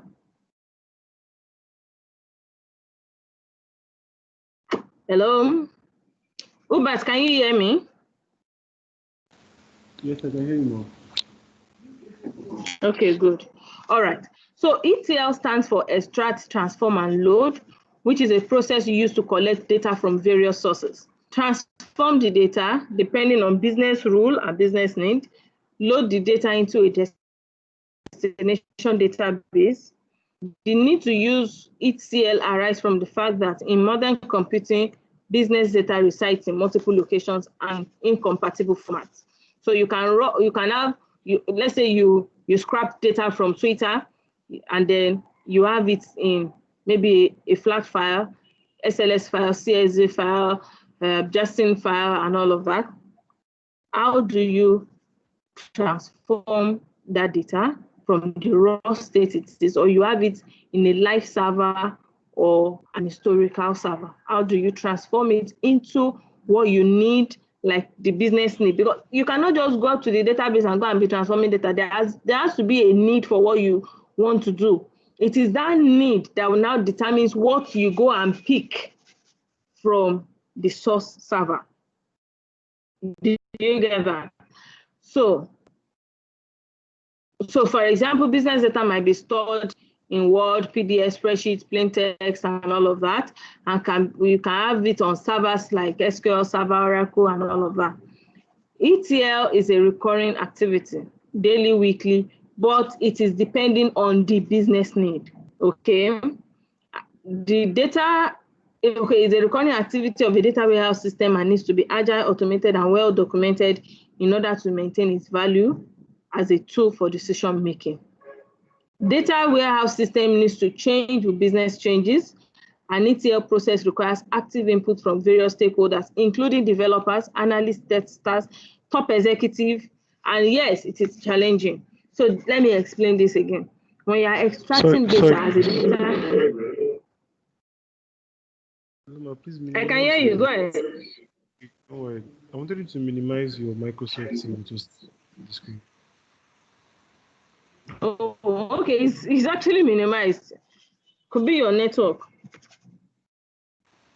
Okay, so what I was saying is, as a data analyst or as a data engineer, so the truth is, as a data analyst, you will have little. It's just good to have a knowledge of how to do ETL process, because in a standard organization, you won't even come near data extraction as a data analyst. But it's good to have the knowledge in case of days maybe your data engineer is not available. You have the knowledge, you can step in, and it could be is an advantage. But as a data engineer, it's a must. Okay. So as a data engineer or as a data analyst, before you go into extracting data at all, you need your stakeholders, the business owners, the business executives, together. You need to understand. I can't just wake up and say, today I want to go and extract data of all the customers in Ibadan. No, it doesn't work like that. All the customers in Ibadan that are doing what? What's the purpose of data I want to extract? What I want that. So in your raw data, you can have 100 columns. You don't want to extract 100 columns of data, because at the end of the day, you don't need everything. So it is the business that determines what you need from your source data, and that is what now determines what you extract. So after extracting that, you extract it into like a staging area or a transforming area where you do your transforming. And what is transforming? You do your data cleanup. You don't do the data cleanup on the source server. Okay, you don't do your data cleanup. Let's say what you want is the sum of all the recharges in a day. But in your source server, what you have is each recharge, like I recharge by 12 o'clock is there, I recharge by 1 o'clock is there, I recharge by 2 o'clock. You don't do the sum inside the source server. You extract it the way it is in the raw form to your staging area, where you now do your transformation, your manipulation and computation and summing and addition and subtraction. And then you now, after you are satisfied with what you see, then you now load it into your work area or your data warehouse, where you pick the data from for further analysis. So what is extraction? Extraction is the first step in the ETL process. It is extracting data from various data sources are usually flat files or relational database, but almost any data storage can be used as a source for ETL process. Data is extracted from the source system into the staging area. Transformations, if any, are done in the staging area so that performance of source system cannot be degraded. So let me jump some lines. Data warehouse need integrated systems that have different DBMS, hardware, and all of that. Hence, the need for a logical data map before data is extracted and loaded physically. So before, like I said, before you go into extraction, you need a logical data map. This means that you need to know what you need, what you want to do, the questions you want to answer before you go into the database to go and start extracting data. Okay. So extraction should not affect performance and response time of your source system. These source systems are mostly live production databases, and slow down or locking would affect companies' bottom line. So what I've explained is the same thing that is here. When you are extracting data, you need to be very careful, as any errors, any mistakes can crash the database. So what is transforming? So once you have extracted your data, the next thing is to transform the data into the formats that can serve the business need according to the set of business rule. So you want to do what your sole aim at the end of the day is to analyze. Okay, you want the monthly trend of recharges, but what you have in the source database or in the live server is each recharge per time. You spend each recharge per time into your processing area or your staging area where you do the sum, and then you load that sum into your warehouse where you have other information for further analysis. Okay, so transforming, the data transformation may include various operations, including but not limited to filtering, sorting, aggregation, cleaning data, calculated database on existing values, validating data, and all of that. Everything you need to do on your data to make it clean enough for the work you want to do is done in the transformation process. In this step, you apply a set of functions on extracted data. Data that does not require any transformation is called direct move or pass-through data. However, let me add this, it is not always the case. You hardly will have a direct move in your ETL process because data are stored in its raw form. You will always have something to transform. You can't have a data, it doesn't always happen that you extract data and use it directly from the raw file or from the raw source. It doesn't always happen. But in few cases when it does, it's named as direct move or pass-through data, but it rarely happens. So following are some data integrity problems. These are very important for you to know. The integrity problems and the validations you do in your transformation stage. You check the different spellings. These are things that you do in your transformation stage. So you can have, because it's raw form, everybody, because it's extracted in raw form. Okay, let me use, for example, I have GT Bank in Aba, I have GT Bank in Onisha. There are tellers on the table that attends to customers. You fill a teller form that you want to, a deposit slip. You go to deposit. I write my name as Hope. Somebody can write OP. Maybe if I deposit in Calabar, that one can write HOP, H in capital letters. Then I go to Bayelsa, that one write everything in small letters. I go to Maiduguri, that one write everything in capital letters. Then I now come to Lagos, instead of writing OP, somebody writes OP, instead of writing HOP, somebody writes OP. It is still me, it is still the same account number I have. My name has been written in multiple forms and has been duplicated in several versions.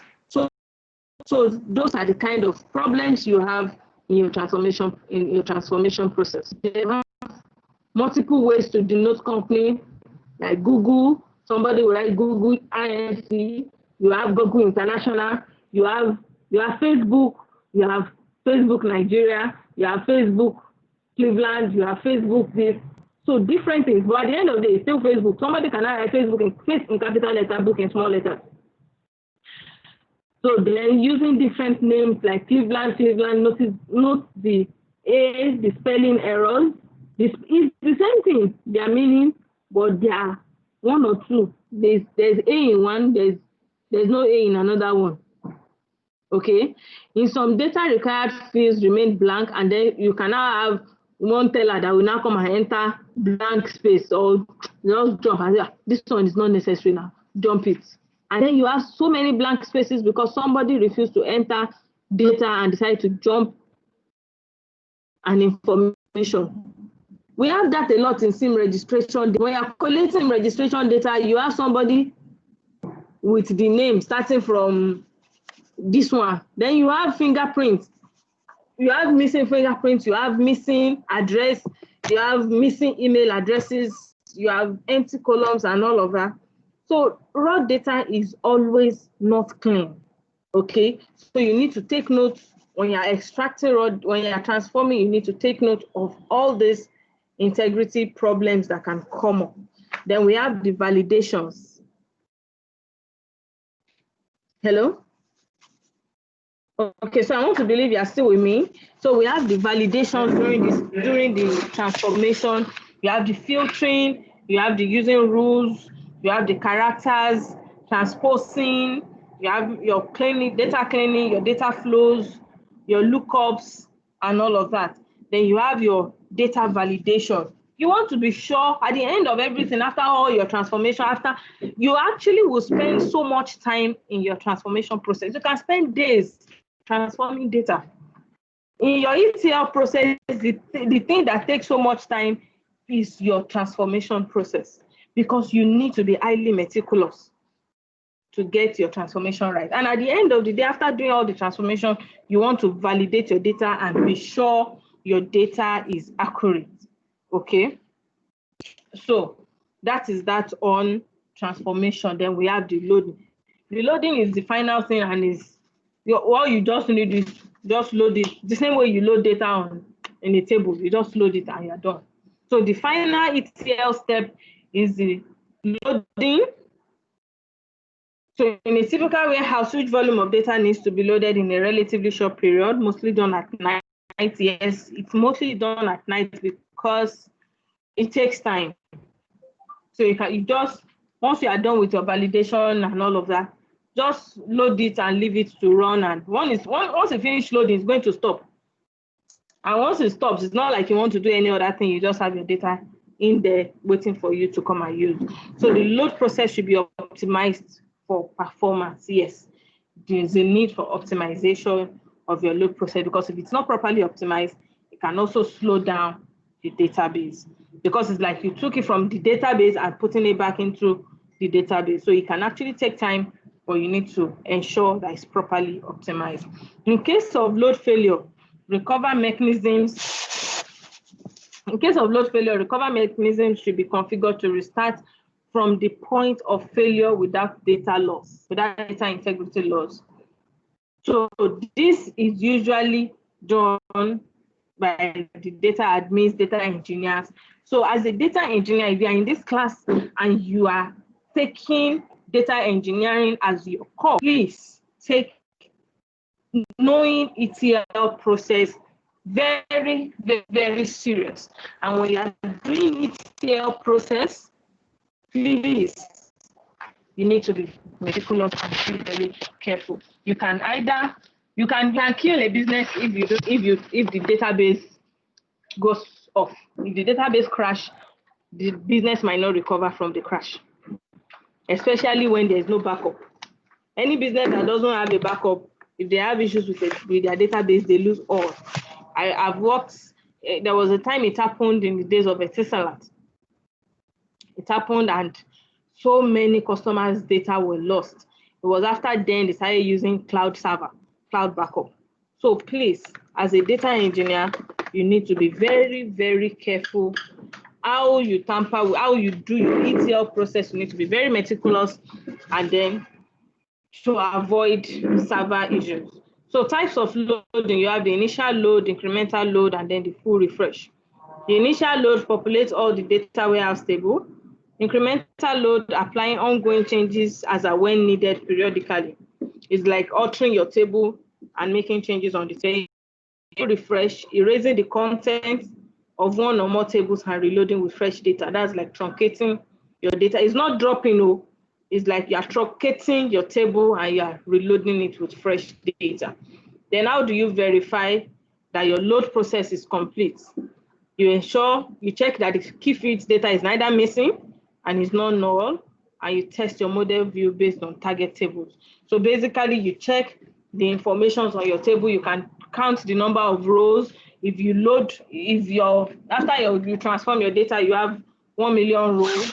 By the time you load it, you should also have your 1 million rows back. If you have 10 columns, you should have your 10 columns back. So just verify and do the normal validation checks to be sure that your table, your data is properly loaded with the right information. Okay. So that is that about the series. Let's take question that I can go for your next teacher to come.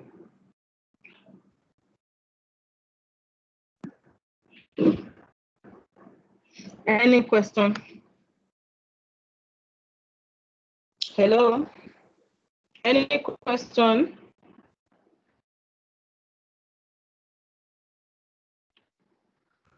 Okay, can you hear me? Yes, we can hear you. Can you hear me, ma? Yes, I can hear you. I can. Okay. I want to ask a question based on roles of data analyst and data engineer. Now for this ETL, I know it's majorly the engineer jobs, but where does data analyst come in the ETL in the ETL? Let's put it like that. So in the ETL, as a data analyst, you are not the one that will do the ETL, but you'll be part of the process of the ETL. How? You understand the business need. You are the one that have an understanding of what analysis you want to do.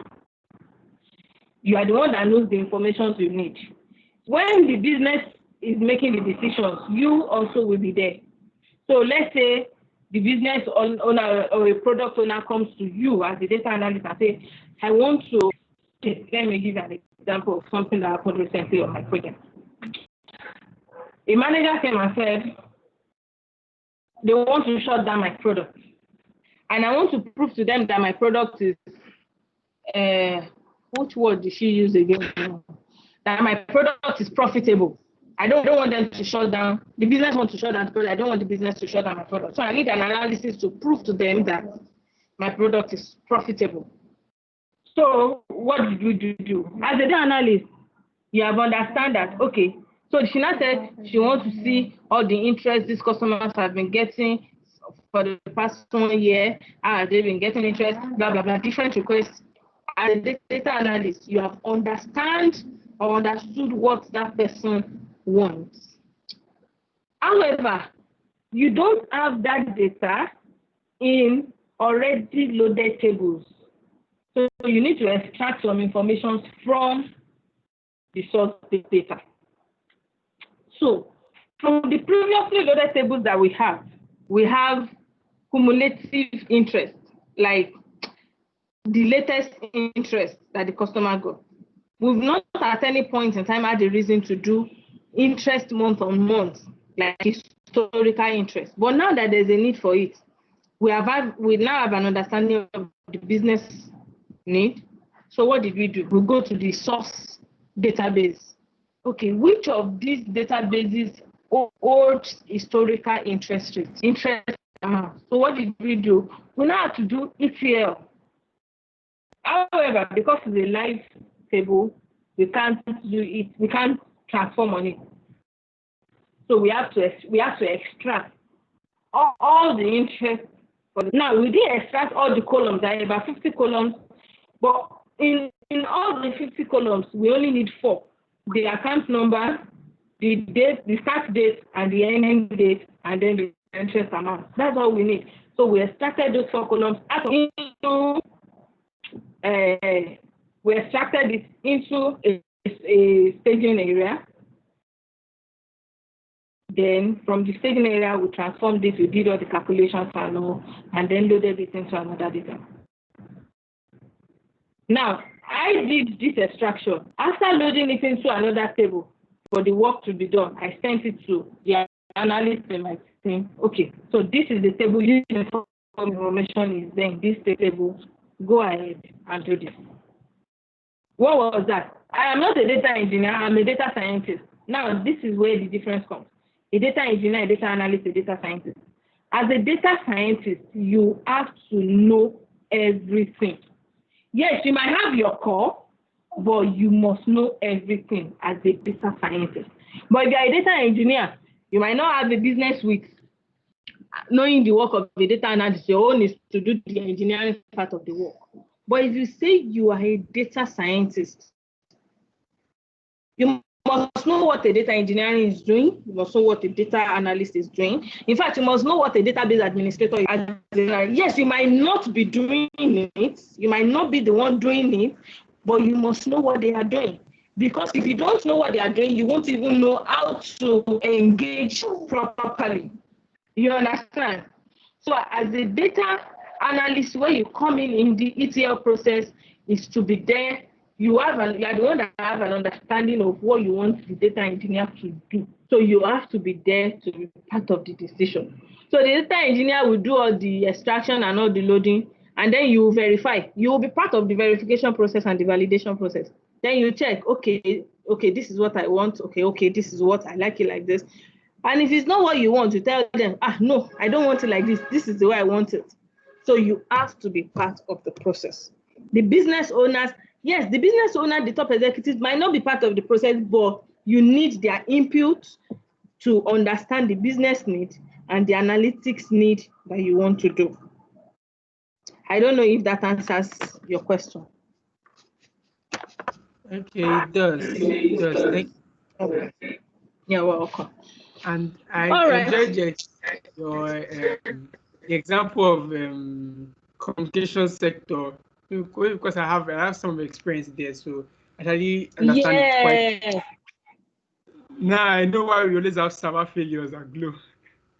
Can you imagine? It happens everywhere. It happens everywhere. It happens. Somebody somewhere will just go and tamper with something. Somebody will push an update without communication, and you know all of those things. Tampering with live servers, and then it crashed the system. You can have the downtime for 2 days. You can have a situation where, okay, there was a time in Etisala that customers, because somebody tampered with database, turned off a switch, just turned off the switch of the live server. Customers in the whole of Southwest cannot call, cannot browse. What did they do? They had to open it up for everybody to be doing field call and free browsing while that is fixed. You know, so any little mistake as a data engineer can actually have a heavy impact on the business, and somebody can lose their job in that process. So that brings us to the end of ETL process. So the next thing we're supposed to go into is 9, but we have completed 9. We have completed 9 today. Our Oga taught all of us 9. Okay, so I had to bring him in so that he can give us a wider view of, I've not really used it live. I know what it does. I've not used it live, but he has used it. So it's always good to be in, to teach people. If I have used it before, it will be more easier for me to explain to you and teach you what it is. But now that you have heard from someone that have used it before, it, I think, is a better, clearer teaching, okay, than coming from me that have not used it before, because it only means I'm teaching you the theory and not the practical of what I've used. That is why I brought in less. And modeling 9 is practical, it's not theory. So that's why I have to bring him in to come and show you the how of the use. Okay. So we have done 9, we have completed 9. By next class, we'll do BOBR, new value extraction. So we have 4 topics to finish now.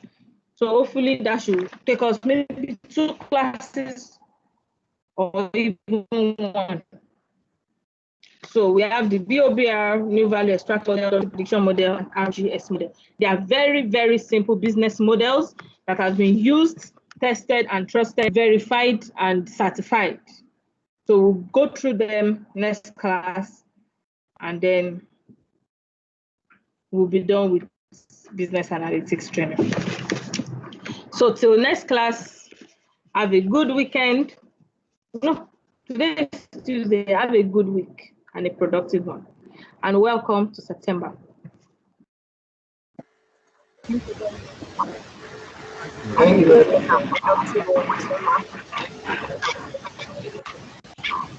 Thank you.